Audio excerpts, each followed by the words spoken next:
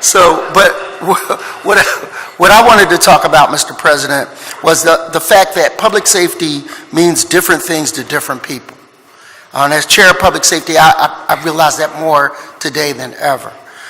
Whether a building collapses, or there's a senseless shooting in the street, or if there are hit and runs in the city of Philadelphia, dead is dead.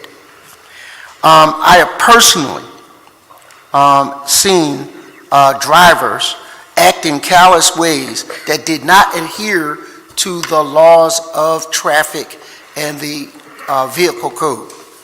In 2015, and we're looking at 2016's numbers, there were more than 9,000 hit and runs. 35% of all of those hit and runs involved a pedestrian, which was 3,100 hit and runs. The District Attorney's Office has prosecuted between 500 and 6,000 cases each year of hit and runs.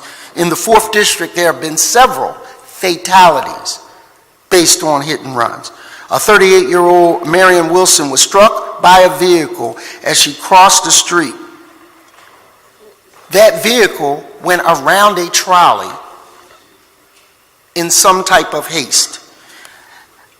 Jayana Powell, 8 years old, on November 18, 2016, was on 63rd Street where she was struck and killed, and the driver fled. 2 days ago, I attended a vigil for Kathleen Brown, who was killed in January, was struck by a trolley. When a vehicle went around the trolley, she pushed her 11-year-old grandson to the side, saving his life, and she was drugged an entire block, and the driver kept going.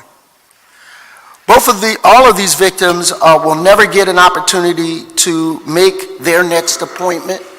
They will not see their families again.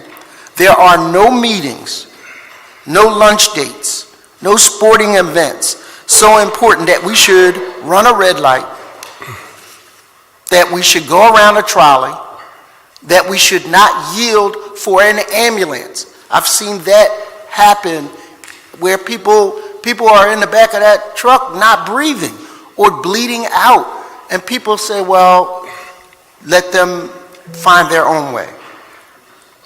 Often just to catch the next light. So, as Marion Tasco used to say, you can act in haste, but you will repent in your leisure. What I'm calling on the state to do is increase the penalties when they do that, because it's $150 or so when they get a ticket. It should be much more. It's reckless endangerment that has caused catastrophes and fatalities.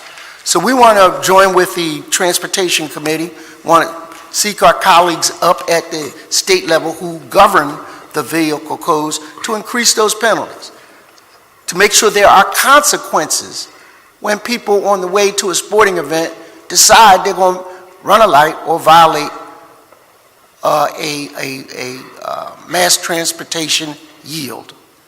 So we're looking at that, Mr. President. Again, public safety means different things to different people, and in order to keep us all safe, we should adhere to, sometimes with a little patience, these laws.